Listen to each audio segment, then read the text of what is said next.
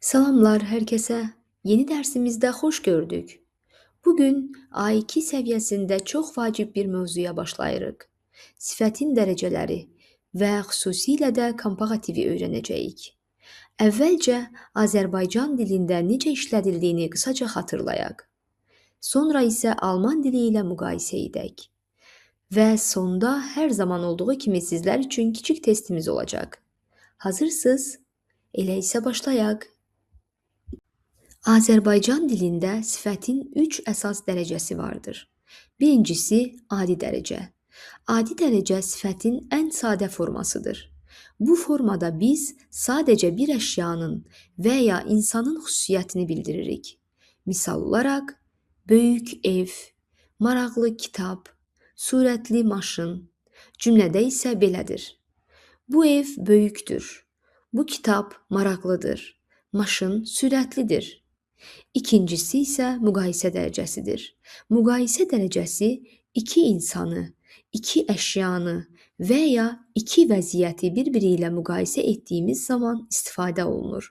Azərbaycan dilində müqayisə dərəcəsi sifətin qarşısına daha sözü artıraraq düzəlir. Nümunə olaraq, daha böyük, daha maraqlı, daha sürətli. Cümlədə isə bu ev daha böyükdür. Bu kitab daha maraqlıdır. Bu maşın daha sürətlidir. Üçüncü isə üstünlük dərəcəsidir. Üstünlük dərəcəsi bir neçə insanı və ya əşyanı müqayisə etdikdə onların içində ən üstün olanı göstərmək üçün istifadə olunur. Azərbaycan dilində üstünlük dərəcəsi sifətin qarşısına ən sözü artırılaraq düzəlir. Misal olaraq, ən böyük, ən maraqlı, ən sürətli. Cümlədə isə belədir. Bu ev ən böyük evdir. Bu kitab ən maraqlı kitabdır. Bu maşın ən sürətli maşındır. İndi isə baxaq Alman dilində sifətin adi dərəcəsi necə olur? Alman dilində sifətin adi dərəcəsi pozitiv adlanır. Bu, sifətin ən sadə və əsas formasıdır. Onu da qeyd edim ki, Alman dilində lüğətlərdə sifətlər adətən pozitiv, yəni adi dərəcə formasında verilir. Nümunə olaraq, groß, interessant, schnell. Cümlədə isə belə olacaq. Das Haus ist groß. Das Buch ist interessant. Das Auto ist schnell.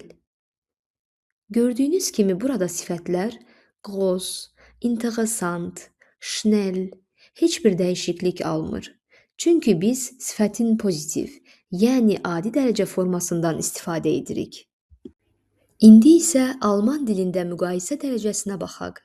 Alman dilində bu forma komparativ adlanır. Komparativdə eynən iki insanı, iki əşyanı və ya vəziyyəti müqayisə etdiyimizdə istifadə olunur. Ancaq burada vəziyyət biraz fərqlidir. Burada daha sözü yoxdur və sifətin forması dəyişir. Qayda isə belədir. Adjektiv plus er sonluğu. Misal olaraq, groß, größer, schnell, schneller, interessant, interessanter. Azərbaycan dili ilə müqayisə edək. Daha böyük, größer, daha sürətli, schneller. Daha maraqlı, interessanta. Gördüyünüz kimi Azərbaycan dilində sifətin qarşısında daha sözü əlavə olunur. Alman dilində isə sifətin sonuna er sonluğu gəlir. Onu da qeyd edim ki, er sonluğu A kimi tələffüz olunur. Deyə bilərsiniz ki, groß sözü nəyə görə komparativdə größer oldu? Yəni, groß sözündə həm er sonluğu əlavə olunur, həm də sait dəyişir. Bu, Alman dilində komparativin standart qaydalarından biridir. Gəlin birlikdə sifətin dəyişməsinə nəzər salaq. Bəzi sifətlərdə heç bir dəyişiklik olmur. Sadəcə er əlavə olunur. Misal olaraq, schnell, schneller, klein, kleiner, interessant, interessanter. Burada sifətin kökü dəyişmir. Yalnız er əlavə olunur. Bəzi sifətlərdə isə sait dəyişir. Belə ki, sadəcə umlaut qəbul edən saitlər dəyişir. A, A umlaut. O umlaut. U umlaut olur. Misal olarak alt, älter, groß, größer, jung, jünger. Bu halda həm əlavə olunur, həm də sifətin içindəki sait dəyişir. Sonu el. El ilə qurtaran sifətlərə baxaq. Bu sifətlərdə bəzən saiti düşür. Misal olaraq, toya komparativdə toyğa olur. Dunkla kimi dəyişiklik göstərir. Burada tələffüzü asanlaşdırmaq üçün bir hərf düşə bilər. Bəzi sifətlər də qeyri-müntəzəmdir. Misal olaraq, gut, komparativdə besser, fil, mea kimi dəyişiklik göstərir. Bu sifətləri qayda ilə yox, ayrıca yadda saxlamaq lazımdır. Belə ki, Azərbaycan dilində sifət dəyişmir. Sadəcə daha sözünü əlavə edirik. Alman dilində isə sifətin özü dəyişə bilir. Başqa bir nüans isə komparativdə als sözünün işlədilməsidir. Als nəyə görə işlədilir? Hansı mənaya gəlir? Alman dilində iki insanı və ya iki əşyanı müqayisə etdiyimiz zaman komparativdən sonra als sözünü istifadə edirik. Sadə dillə desək, komparativ plus als plus müqayisə etdiyimiz şəxs və ya əşya. Azərbaycan dilində biz müqayisə edərkən adətən dan-dən şəkilçisindən istifadə edirik. Məndən, səndən və s. Alman dilində isə bunun qarşılığı als sözüdür. Misal olaraq, o məndən daha hündürdür. Er ist größer als ich. Belə ki, ilk olaraq o daha hündürdür deyirik. Er ist größer. Məndən dediyimizdə isə ilk öncə als, sonra mən, yəni ich deyirik.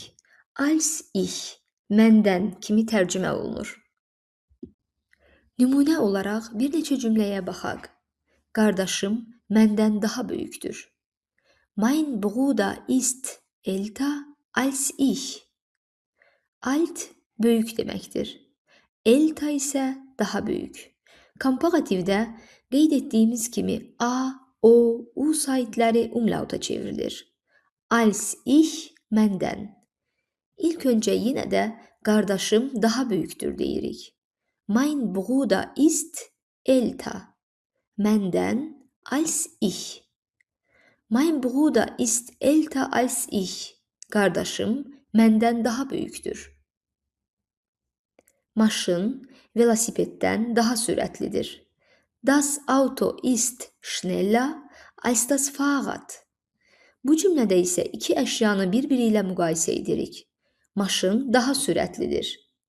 Das Auto ist schneller. Velosipeddən als das Fahrrad. Das Auto ist schneller als das Fahrrad. Maşın velosipeddən daha sürətlidir. Növbəti nümunəmiz Dieses Auto ist teurer als das Auto. Bu maşın o maşından daha bahadır. Toya baha deməkdir. Toyğa isə daha baha. Biraz əvvəl dediyimiz kimi tələffüzü asanlaşdırmaq üçün toya sözündəki saiti düşür, daha baha dedikdə isə toyğa kimi tələffüz edilir. Dieses Auto ist teurer. Bu maşın daha bahadır. O maşından dedikdə isə als das Auto olacaq. Dieses Auto ist teurer als das Auto. Bu maşın o maşından daha bahadır. Bu kitab filmdən daha maraqlıdır. Das Buch ist interessanter als der Film. Bu restoran o restorandan daha yaxşıdır. Dieses Restaurant ist besser als das Restaurant. Dağ təpədən daha hündürdür. Der Berg ist höher als der Hügel.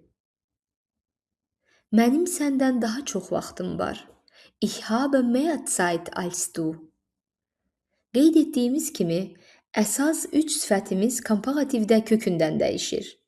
Good yaxşı, besser daha yaxşı, viel çox, mehr daha çox, gern sevə-sevə, məmnuniyyətlə, lieber daha həvəslə, daha çox xoşlayaraq, daha üstün tutmaq mənasını verir. Alman dilində sifətin üçüncü dərəcəsi superlativ, yəni üstünlük dərəcəsi adlanır.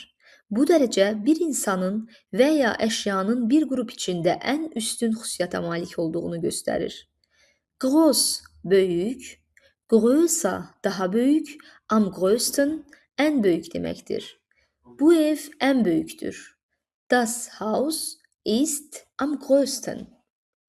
Azərbaycan dilində üstünlük dərəcəsi sifətin qarşısına ən sözünü əlavə etməklə düzəlir.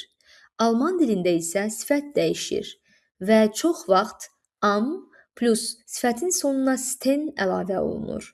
Misal olaraq, schnell, schneller, am schnellsten. Alt, älter, am ältesten. Das Auto ist am schnellsten. Bu maşın ən sürətlidir. Mein Bruder ist ältesten. Qardaşım ən böyükdür. Bugün bizim sifətin dərəcələri haqqında ümumi məlumatımız oldu və xüsusilə də sifətin müqayisə dərəcəsi olan komparativ formasını öyrəndik. Növbəti dərsdə isə sifətin üçüncü dərəcəsi olan superlativ haqqında daha ətraflı danışacağıq. İndi isə sizin üçün hazırladığım tapşırıqlara baxaq və cavabları birlikdə tapaq. Birinci sualımız belədir. Der Fluss ist ... als der Bach. Çay arxdan daha uzundur deməliyik. Der Fluss çay. Der Bach isə kiçik çay, arx deməkdir. Variantlara baxaq. Variant A. Lang. Variant B. Länger. Variant C. Am längsten.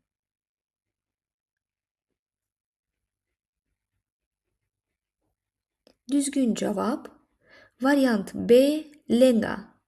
Bu cümlədə als sözü var.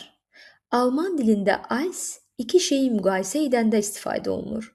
Müqayisə olduqda isə sifət komparativ formada olur. Azərbaycan dilində belə deyirik. Çay arxdan daha uzundur. Burada daha sözü müqayisə olduğunu göstərir. Alman dilində isə bu ilə düzəlir. Der Fluss ist länger als der Bach. Çay arxdan daha uzundur. Digər variantlara göz ataq. Lang pozitiv formadadır, müqayisə yoxdur. Am längsten superlativdədir, yəni ən uzun. Əgər cümlədə als sözünü görürüksə, deməli sifət adətən komparativ formada olmalıdır.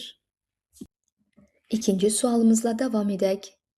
Dieser Film ist ... Bu film ən maraqlıdır, həyəcanlıdır. Variantlara baxaq. Variant A. Spannend.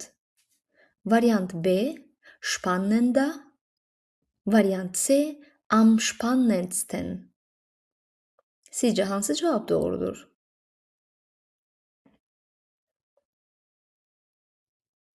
Bəli, cavab. Variant C. Am spannendsten. Burada heç bir müqayisə yoxdur və cümlədə als da yoxdur. Cümlə sadəcə filmin çox maraqlı olduğunu, yəni ən maraqlı olduğunu bildirir. Buna görə də sifətin superlativ formasından istifadə edirik.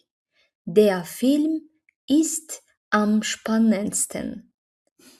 Bu film ən maraqlıdır. Spannend sadəcə maraqlı deməkdir, pozitiv formadadır. Spannender komparativdir. Adətən als ilə işlədilir. Növbəti sualımız belədir. Das Wetter ist ... Hava gözəldir deməliyik. Variantlara baxaq. Variant A. Schön. Variant B. Schöner. Variant C. Am schönsten. Düzgün cavab variant A. Schön. Bu cümlədə müqayisə yoxdur. Das Wetter ist cümləsi sadəcə havanın necə olduğunu bildirir. Schön pozitiv formadadır. Sadəcə gözəldir. Schöner komparativdə. Daha gözəl deməkdir. Am schönsten süperlativ formasındadır. Ən gözəl. Das Wetter ist schön. Hava gözəldir. Dördüncü sualımız belədir. Der Sommer ist ... als der Frühling. Yay yazdan daha istidir deyəcəyik. Variant A. Warm. Variant B. Am wärmsten. Variant C. Wärmer. Bəli, düzgün cavab variant C. Wärmer.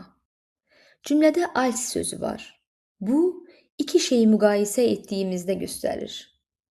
Yaz və yazdan sonra gələn yay. Cümlədə als gördükdə sifət komparativ formasında olmalıdır. Warm isti deməkdir, pozitiv haldadır. Wärmer daha isti, komparativ. Am wärmsten ən isti deməkdir. Superlativ formasındadır. Der Sommer ist wärmer als der Frühling. Yay yazdan daha istidir. Sonuncu və 5-ci sualımız belədir. Heute ist es ... als gestern. Bugün dünəndən daha soyuqdur. Variantlara baxaq. Variant A. Kälter. Variant B. Am kältesten. Variant C. Kalt. Düzgün cavab variant A. Kälter. Cümlədə als sözü var. Bu deməkdir ki, bugün və dünən müqayisə olunur. Müqayisə olduğu üçün sifət komparativ formasında olmalıdır. Heute ist es kälter als gestern. Bugün dünəndən daha soyuqdur. Beləliklə bugün biz sifətin pozitiv və komparativ dərəcələrini öyrəndik. Ümid edirəm ki, nümunələr və tapşırıqlar sizə faydalı olmuşdur. Növbəti dərsdə isə sifətin 3-cü dərəcəsi olan superlativ, yəni üstünlük dərəcəsi haqqında daha ətraflı öyrənəcəyik. Buraya qədər məni dinlədiyiniz üçün sizlərə çox təşəkkür edirəm. Əgər sualınız olarsa, rəylər bölməsində yaza bilərsiniz. Məmnuniyyətlə cavablandıracağam. Tezliklə görüşmək ümidi ilə. Tschüss, bis bald.